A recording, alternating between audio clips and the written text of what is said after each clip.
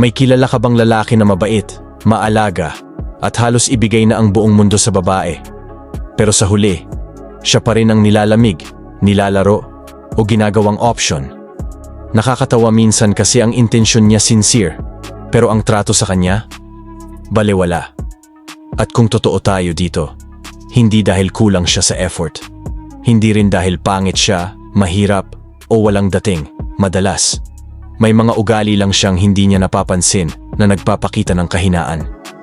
Ito ang hindi alam ng maraming lalaki. Ang tunay na weakness, hindi nakikita sa itsura o katawan. Hindi ito nasusukat sa pera, muscles, o gwapo points.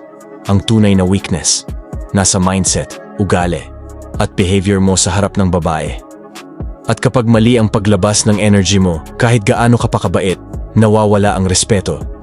Humihina ang attraction, at unti-unting bumababa ang tingin niya sa'yo. Kaya ngayon, pag-uusapan natin ang mga psychological signs na nagpapakita na mahina ka sa babae. At syempre, paano mo ito babaguhin bago ka tuluyang ma-friendzone o ma-take for granted. Pero bago tayo tuluyang pumasok sa mas malalim na usapan, isang mabilis na paalala muna. Mag-subscribe ka muna sa Aral Mula sa Stoicism, lalo na kung nandito ka pa at umaabot ka sa parteng to ng video. Ibig sabihin, may hinahanap ka.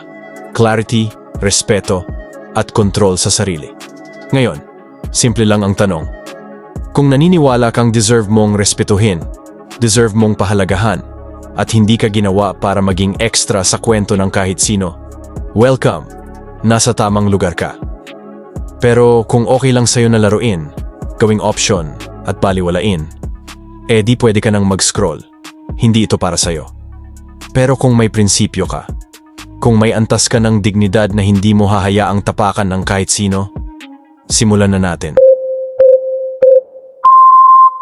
Number 1. Lagi kang available. Unang senyales na bumababa ang tingin ng babae sa'yo. Lagi kang available. As in, isang ping lang niya, andyan ka agad.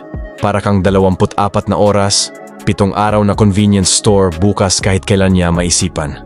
At ito ang hindi napapansin ng karamihan. Kapag sobrang available ka, hindi yan mukhang mabait. Mukha yang low value. Mukha yang wala kang sariling buhay, sariling oras, o sariling priorities. Isipin mo ito. Nag-cancel ka ng lakad kasama mga tropa dahil lang nag-text siya ng hi. Nag-iintay ka sa phone mo, naka-standby, ready mag-reply sa loob ng 2 segundo. Every time. Predictable ka. Walang thrill. Walang challenge. Walang mystery. At sa psychology, malinaw ang rule. Scarcity increases value.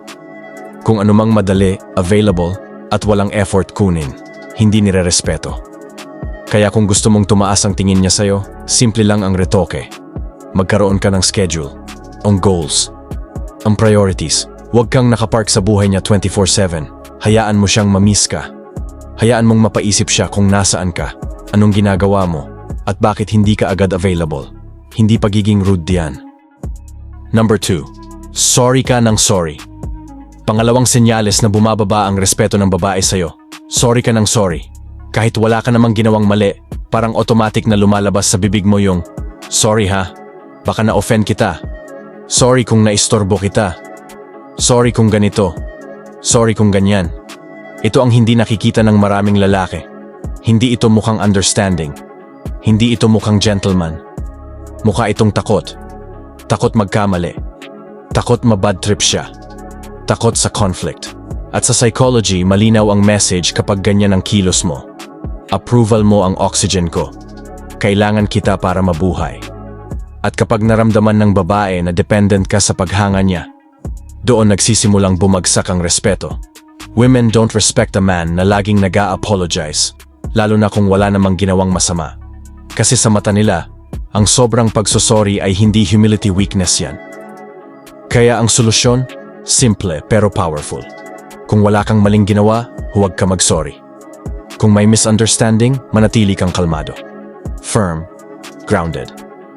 Hindi defensive, hindi pabalik-balik ang paliwanag, at hindi para kang nag-a-apply ng permiso para makahinga. Ang lalaki na marunong tumayo sa salita niya at hindi natitinag ng kaunting tension, yung lalaki ang nirerespeto.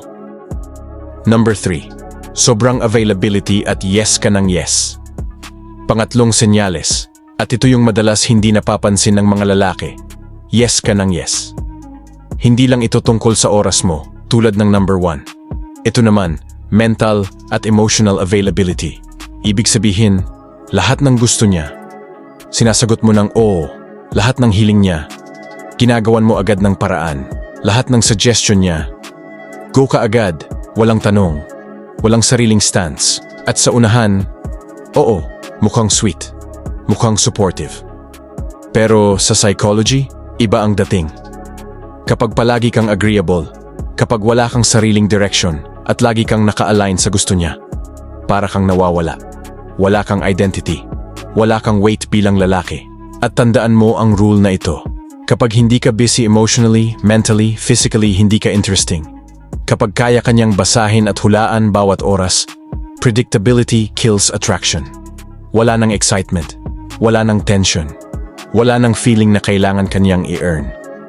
Kaya ang solusyon? Simple, pero malakas ang impact.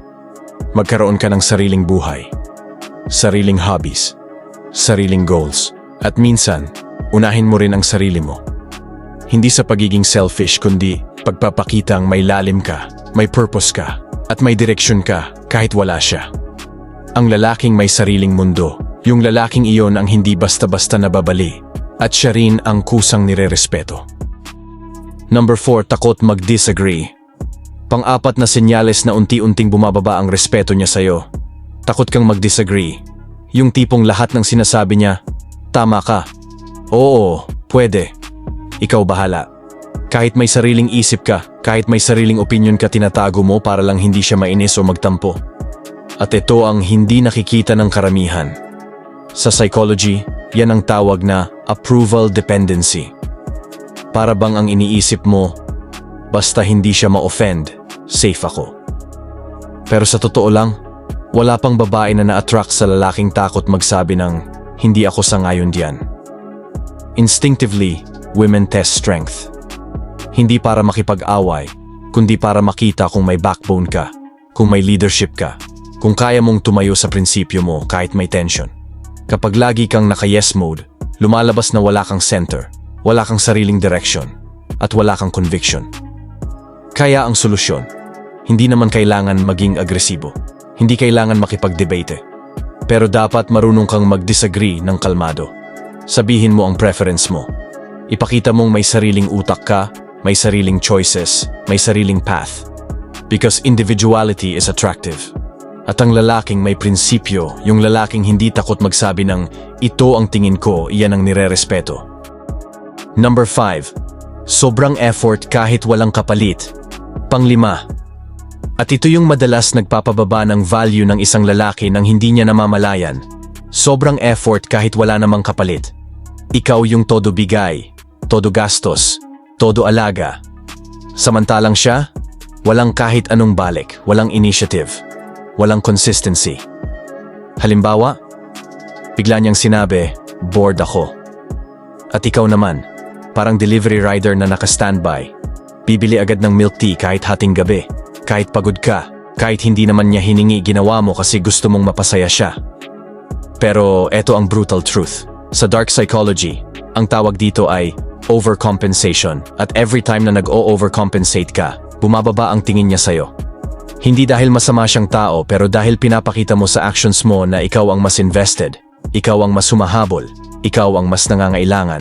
At ang rule dito simple lang. The more you chase, the more she runs. Habang binubuhos mo lahat, lalo niyang nararamdaman na hindi niya kailangan mag-effort. Wala na yung tension.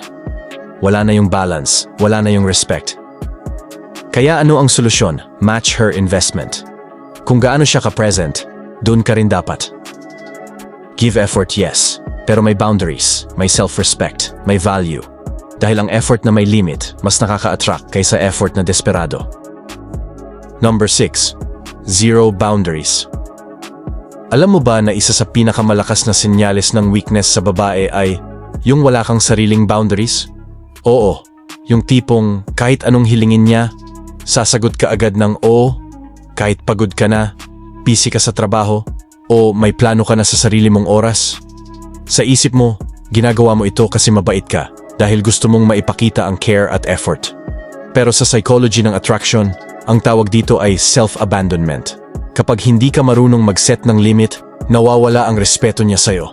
Nagiging predictable ka, boring ka, at automatic, bumababa ang iyong value sa mata niya. Halimbawa, may lakad ka kasama mga kaibigan o may kailangang tapusin sa trabaho. Bigla siyang tumext. Pwede mo ba akong sunduin ngayon? Kung sasabihin mo agad, oo, wala problema. Ipinapakita mo na kaya kanyang kontrolin at dito na nagsisimula ang power imbalance. Solution. Magkaroon ng malinaw na personal priorities. Hindi ibig sabihin na maging rude o cold ka. Calm lang at firm na sabihin, hindi pwede ngayon, pero pwede tayo bukas. O, may kailangan muna akong tapusin. Pagkatapos ay makakasama kita. Tandaan, boundaries are not walls, they are filters. Kapag marunong kang mag-set nito, hindi lang nagkakaroon ng respeto ang babae sa'yo, nagiging mas attractive ka rin. Ipinapakita mo na may sariling mundo ka at hindi umiikot ang buhay mo lang sa kanya, at yan ang tunay na power. Number 7. Validation-seeking behavior. Isa sa pinaka hindi napapansing senyales ng weakness ng isang lalaki ay kapag palagi siyang naghahanap ng validation mula sa babae. Yung tipong kailangan niya ng assurance sa bawat maliit na bagay. Kapag hindi siya nare-replyan agad, biglang mag-o-overthink. Kapag hindi sweet ang mood niya today, hindi ka na mapakali. Sa behavior pa lang, kita na emotional dependency. Ibig sabihin, nakaangkla ang feelings mo sa reaksyon niya. Kapag masaya siya, masaya ka. Kapag cold siya, insecure ka. At dito nagbabago ang dynamics, umaangat ang value niya. Bumababa ang sayo. Sa psychology, klaro ang rule. Insecurity is repulsive. Kapag ramdam ng babae na kailangan mo palagi ng reassurance para maging okay, nawawala ang mystery, strength, at masculine presence na natural na nakaka-attract. Halimbawa, hindi ka niya ma-replyan ng 10 minuto, pero naka-20 messages ka na. Okay ka lang? May ginawa ba akong mali? Bakit di ka nagre-reply? Hindi ito sweet, nakakasakal ito. Solution. Mag-build ka ng internal validation, yung confidence na hindi nakadepende sa mood or attention ng kahit sino. Ituon ang focus sa goals mo, sa routine mo, sa growth mo. Kapag grounded ka emotionally, hindi ka basta natitinag ng late replies, mood swings, o silence. At tandaan, the less you need validation, the more attractive you become. Number 8. Gamitin ang pasasalamat para tunawin ang galit. May araw bang pakiramdam mo, lahat sablay, traffic, walang pasok, napagalitan ka. Tapos may nagsabi pa ng masakit. Parang isang apoy na dahan-dahang lumalaki sa dibdib mo. Pero teka lang. Pwede ba talagang mawala ang galit kung magpapasalamat ka?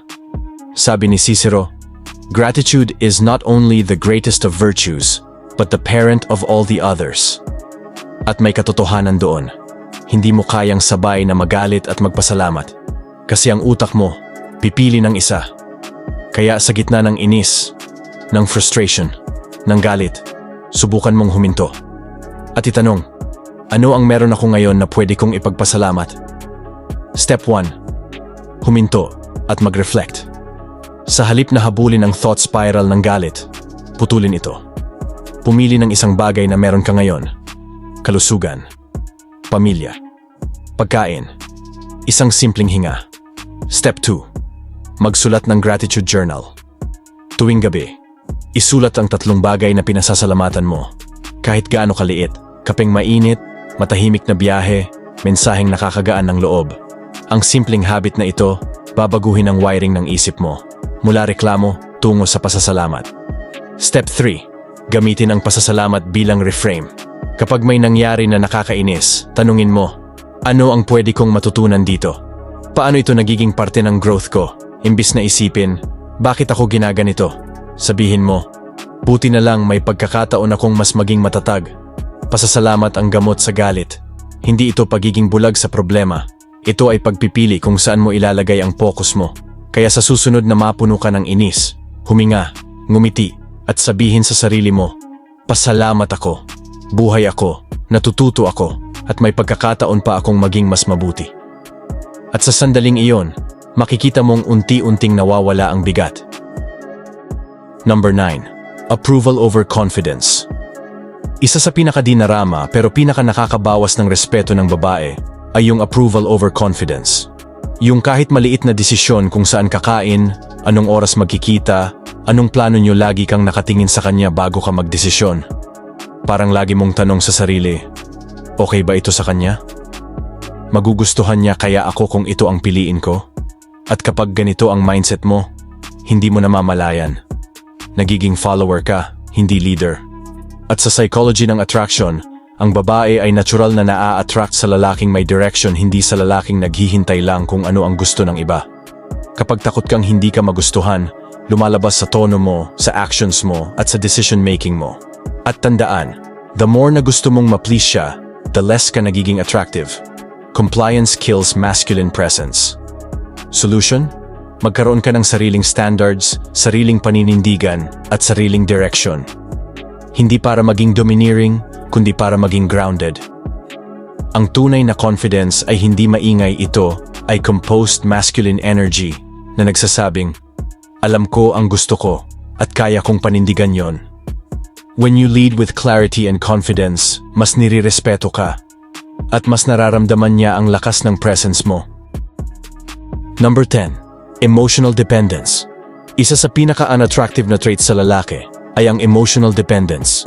Yung mood mo roller coaster, depende sa mood niya. Kung masaya siya, masaya ka. Kung cold siya, bigla ka ring nagiging anxious, paranoid, o needy. Pero eto ang hindi alam ng karamihan. Ang lalaki na walang sariling emotional stability ay hindi mapagkakatiwalaan. Women respect men who can stay calm under pressure, hindi yung sumasabay sa emotional storms nila. Solution: build emotional stability. Mag-practice ng self-regulation tulad ng distancing, grounding, at controlled response. Detach from validation, hindi mo kailangan ng constant emotional feed mula sa kanya para maging okay. Kapag marunong kang kontrolin ang emotions mo, nagiging magnetic ka dahil bihira ang lalaking kalmado, composed, at matatag. At dito nagtatapos ang lahat, bro. Kung may isang bagay kang dapat tandaan, eto yon. Ang kahinaan ng isang lalaki ay hindi tungkol sa itsura, pera, o muscles. Ang tunay na weakness ay mas malalim, nasa mindset, ugali, at pagiging hindi buo bilang tao. Weakness ay kapag wala kang boundaries. Yung kahit alam mong mali na, sige ka pa rin. Weakness ay kapag wala kang self-respect. Inuuna mo siya kahit kaya mo na palang unahin ang sarili mo. Weakness ay kapag wala kang emotional control. Mood mo nababali, depende sa mood niya. At pinaka-importante, weakness ay kapag wala kang identity. Kapag hindi mo alam kung sino ka, ano ang paninindigan mo, at ano ang direksyon ng buhay mo. Pero tandaan mo ito, hindi kailangang sumigaw para maging malakas. Hindi kailangang mag-flex para maging valuable. Ang tunay na malakas na lalaki, tahimik, kalmado, may prinsipyo, may standards, at hindi natitinag ng sinuman. At kapag naging ganitong klaseng lalaki ka, hindi mo na kailangan habulin ang respeto o atensyon. Kusa silang lalapit, kusa silang maa-attract. Dahil ang totoong strength, hindi sinasabi, pinaparamdam. Kung gusto mong maging malakas sa babae, maging malakas ka muna sa sarili mo. Kung nagustuhan mo itong video, mag-subscribe ka sa channel at lalo na sa Aral Mula sa Stoicism. Kung umabot ka dito, ibig sabihin seryoso ka sa growth mo. Kaya proud ako sa'yo. Comment mo kung aling behavior ang pinakatinatamaan ka at anong gusto mong baguhin starting today. See you sa next video. Panibagong aral, panibagong mindset, panibagong version mo.